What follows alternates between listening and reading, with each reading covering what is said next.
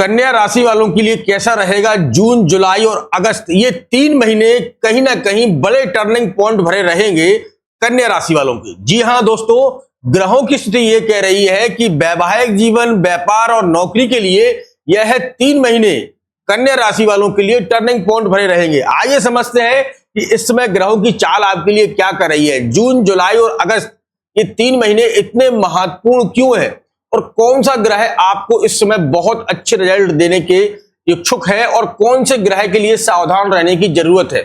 और दोस्तों, आपके लिए जून और जुलाई, अगस्त में क्या एक टर्निंग पॉइंट होने वाला है जो कि सारा का सारा गेम बदल देगा। आइए समझते हैं और जानते हैं ग्रहों की पोजीशन पर। राहु, शनि, मंगल, सूर्य, बुध, गुरु, शुक्र और केतु की पोजीशन आपके लिए जून, जुलाई और अगस्त के लिए कैसी रहने वाली है और कौन से ग्रह की यहां पूजा करनी है और इस समय कौन से ग्रह को अधिक मनाना है।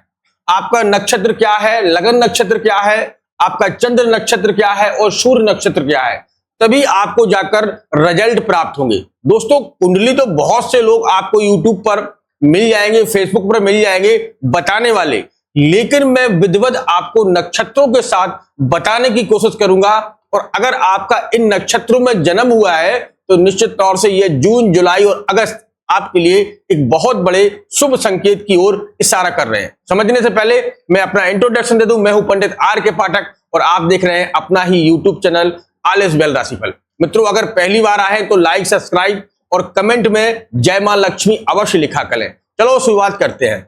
देखिए, इस समय आपकी राशि का स्वामी बुध, यानी कि आपकी राशि है कन्या और कन्या राशि का स्वामी हो गया बुध। बैठा कहां पर है? दशमेश में। सूर्य के साथ में बुध का कनेक्शन बुधादित्य योग का निर्माण कर रहा है। पहले समझते हैं, जो लोग व्यापार की स्थिति में है, जो कन्या राशि के लोग व्यापार करते हैं, वो चाहे आपका छोटा हो या बड़ा हो या स्मॉल हो, कैसा भी आपका व्यापार है, उसके लिए यह योग बड़ा ही कारगर रहेगा। 15 जून से लेकर 15 जुलाई के बीच में यह पोजीशन आपकी सबसे अधिक धन को आकर्षित करने वाली रहेगी, क्योंकि सूर्य जब भी दशमेश में होता है तो निश्चित तौर से व्यापार में वृद्धि के योग बनाता है। साथ में बुधादित्य योग का निर्माण, क्योंकि बुध भी यहीं पर विराजमान है। अच्छा, दूसरी तरफ देखें तो जो लोग राजनीतिक क्षेत्र में है, क्योंकि राजनीति में वाणी का प्रभाव बहुत होता है, राजनीति में सत्ता का प्रभाव बहुत होता है, तो ये बुधादित्य योग उनके लिए भी बहुत पावरफुल रहेगा, क्योंकि बिना वाणी के तो आप सत्ता सरकार में काम नहीं कर सकते हैं। आपकी वाणी जितनी प्रभावित होगी, लोगों को आप प्रभावित कर सकते हैं, उतना ही आपके लिए बहुत अच्छे रिजल्ट देता है, क्योंकि आपकी राशि का स्वामी यानी कि बुध इस समय सूर्य के साथ में यह गोचर बना रहा है। तो ये कब तक रहेगा? 15 जुलाई और जुलाई के बाद, जैसे ही 15 जुलाई के बाद 15 अगस्त पर और सूर्य और गुरु एक साथ हो जाएंगे, तो यहां अचानक अच्छे लाभ के संकेत बनेंगे। 15 अगस्त में आय के स्रोत बढ़ाएंगे। अब दूसरी तरफ चलें तो शनि आपके पत्नी के भाव में बैठा है, पार्टनरशिप के, तो यहां सावधानी की जरूरत है। क्या सावधानी करना है कि सप्तम भाव पत्नी का भी होता है और पार्टनरशिप का भी होता है, तो पत्नी के साथ मतभेद हो सकते हैं। अगर आपकी राशि कन्या है यानी कि वृगो, तो ये चीजें आप अपने आप महसूस कर सकते हैं। मन मुटाव, चाहे आपकी लव लाइफ हो या अरेंज लाइफ हो, आपकी थोड़ी दूरियां मुझे महसूस हो रही हैं, क्योंकि शनि की यहां पोजीशन यहां से लगन में पड़ने से यहां ये बता रहा है कि आपके मन मुटाव की संभावना बढ़ रही है, क्योंकि यह स्थिति आपके लिए शुभ नहीं बैठ रही है। कोई भी कार्य, आपकी पत्नी हो या आपकी लव लाइफ हो, उनमें दूरियां दर्शा रहा है। अब इसके बाद देखें तो मंगल इस समय स्वराशि चल रहे हैं और 22 जून के बाद धन भाव में आना होगा। 22 जून के बाद वृषभ राशि में जाना होगा, लेकिन 22 जून के बाद अगर आप कोई प्रॉपर्टी का बड़ा निवेश करना चाहते हैं, प्रॉपर्टी से जुड़ा कोई काम करना चाहते हैं या प्रॉपर्टी खरीदना चाहते हैं, क्योंकि अभी पुरुषोत्तम मास का महीना चल रहा है, तो 15 जून तक तो कोई शुभ कार्य होता ही नहीं है। आपको 22 जून के बाद अगर कोई भूमि, वाहन इत्यादि खरीदना है, क्योंकि मंगल भूमि वाहन के ही कारक होते हैं और बैठे कहां है? अष्टम हाउस में, तो यहां स्वास्थ्य में भी कमी दे सकते हैं, क्योंकि जब भी कोई ग्रह अपनी स्वराशि होकर बैठ जाता है और उच्च दिग्बली होकर बैठ जाता है, तो इसके प्रभाव भी अलग हो जाते हैं। तो इस समय क्या करना है कि खान पीन पर बड़ा सावधानी रखना है, भोजन को बड़ा ही शांत और सुंदर बनाना है, भोजन में किसी प्रकार का आप गलत प्रयोग ना करिएगा, नहीं तो स्वास्थ्य आपका खराब हो सकता है। लेकिन यहाँ एक बहुत ही शुभ संकेत दे रहे हैं मंगल, जो कि प्रॉपर्टी से, वाहन से, घर परिवार से यहां आपको कुछ नया दिला सकते हैं 22 जून के बाद, क्योंकि गुरु जैसे ही प्रबल होंगे तो यहां मंगल भी आपको बहुत अच्छे रिजल्ट देंगे। अब इसके बाद देखें राहु की। राहु आपके 6वें भाव में बैठे हैं। राहु का पोजीशन शत्रुहंता योग बना रहा है। राहु जिस भी कुंडली में यहां बैठता है, आप अपनी कुंडली में देखिएगा 6वें भाव में राहु को शत्रुहंता योग का निर्माण करता है। तो अगर आपके शत्रु चाहे 1 हो, चाहे 1000 हो, चाहे 1 लाख हो, उन पर आप विजय प्राप्त करते हुए दिखाई दे रहे हैं। कोई कोर्ट कचहरी का मामला आपके साथ में चल रहा है, वो राहु यहां आपको उस क्षेत्र से निकालता हुआ दिखाई दे रहा है। आपके पक्ष में जुलाई अगस्त के अंत में आपके पक्ष में निर्णय जाता हुआ दिखाई देगा। यहां कुछ उपाय भी मैं आपके साथ में शेयर करूंगा। धैर्य रखिएगा, शांत रहिएगा और देखते रहिएगा। मैं आपके साथ में कुछ उपाय शेयर करने वाला हूं, उन उपायों को जरूर करना। अब हम इसके बाद चलते हैं गुरु और शुक्र। ये तो बहुत ही अनोखा संगम है आपके लिए, कन्या यानी कि भृगु राशि वालों के लिए।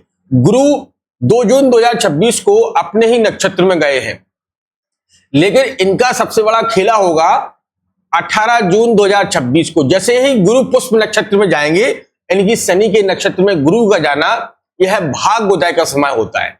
अब जो लोगों की महादशाओं में गुरु की महादशा चल रही है, बुध की महादशा चल रही है, अगर आपकी शनि की महादशा चल रही है तो पीड़ादायक रहेगा। राहु की महादशा चल रही है तो संघर्ष ज्यादा देखना पड़ेगा। चंद्र की महादशा चल रही है तो मन में अशांति रहेगी। अगर सूर्य की महादशा चल रही है तो सत्ता की तरफ से आपको कार्य अधिक मिल सकता है। मंगल की महादशा आपकी चल रही है तो परिश्रम बहुत अधिक करना पड़ता है, चाहे आपकी जॉब हो या नौकरी हो या व्यापार हो, परिश्रम अधिक करना पड़ेगा। ये चीजें आप देखिएगा। अगर आपकी गुरु या शुक्र की महादशा चल रही है तो अत्यधिक लाभ के संकेत भी बनते हुए दिखाई दे रहे हैं। 18 जून 2026 को जैसे ही गुरु पुष्प नक्षत्र में जाएंगे, और ये आय का घर है, शुक्र और गुरु दोनों का यह कॉन्सेप्ट बन रहा है। दोनों ग्रह एक ही साथ बैठे हैं और दोनों ग्रह पुनर्वासु नक्षत्र से शुक्र निकलकर और पुष्प नक्षत्र में जाएंगे 11 जून से। तो 11 जून से 11 जुलाई तक इनका जाना होगा, और वहीं जो है 18 जून से गुरु पुष्प नक्षत्र में जाएंगे। तो यह आपके लिए बहुत अच्छे संकेत दे रहा है। कैसे कि इनकी 7वीं दृष्टि आपके पंचम पर बढ़ रही है, और गुरु अगर 5वें घर में देख ले या 11वें घर में बैठ जाए या कुंडली के धन भाव में बैठ जाए या भाग्यश में बैठ जाए, तो यह गुरु का सबसे शुभ संकेत होता है। वही संकेत कन्या राशि वालों को मिलता हुआ दिखाई दे रहा है। गुरु के यह बल को आप प्रयोग करिएगा। आप हो सके तो गुरु के मंत्रों का जाप करिएगा, या हो सके तो अगर आप पुखराज पहन सकते हैं, शुक्र के लिए आप जो है सभी चीजों का दान कर सकते हैं। लेकिन यह आपके लिए आय के स्वरूप बढ़ा रहा है। जिन लोगों के वैवाहिक जीवन में कोई समस्या है तो गुरु यहां पर 13 महीने के लिए आए हैं। गुरु अभी जो समस्याएं चल रही हैं, क्योंकि अभी तो कोई अभी गुरु आए हैं, कुछ समय हुआ है। गुरु जैसे ही 5 डिग्री के अंश के ऊपर जाएंगे, यह आपको लाभ देना चालू करेंगे। जुलाई और अगस्त के अंत में बहुत अच्छे शुभ संकेत आपको देते हुए दिखाई देंगे। अब देखें तो केतु की पोजीशन देखें, केतु और राहु की पोजीशन को भी समझ लेते हैं। केतु मोक्ष का दाता होता है, और आपके इस समय 12वें घर में बैठा है, तो निश्चित तौर से भगवान से जुड़ी, आस्था से जुड़ी आपकी क्रियाएं चल रही हैं, आपकी यात्राएं चल रही हैं, आप भगवान को मान रहे हैं। यह समय आपका बहुत अच्छा रहेगा। भगवान से आप जुड़े रहिएगा, भगवान के मंत्रों का जाप करते रहिएगा, अति उत्तम रहेगा। हो सके तो विष्णु सहस्त्र नाम का पाठ करिएगा। ये ग्रह जो है, अगर कोई ग्रह अनुकूल नहीं है तो वो भी आपके अनुकूल हो जाएगा। ठीक है, अब कुछ उपाय सुन लीजिएगा कन्या राशि वालों के लिए। आपकी राशि का स्वामी बुध है, तो बुधवार के दिन आप गणेश जी के मंदिर अवश्य जाया करें। बुधवार के दिन गणेश जी के मंदिर अवश्य जाया करें।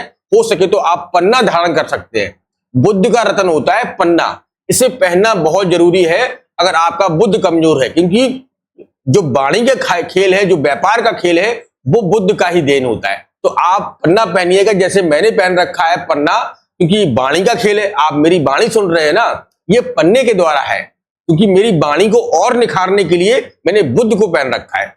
तो इसीलिए आप भी पन्ना पहन सकते हैं। पुखराज गुरु के लिए होता है, मैंने पुखराज भी पहन रखा है, लेकिन दोनों को अलग अलग क्यों पहन रखा है? पुखराज को मैंने इस हाथ में पहन रखा है और बुध को इस हाथ में पहन रखा है।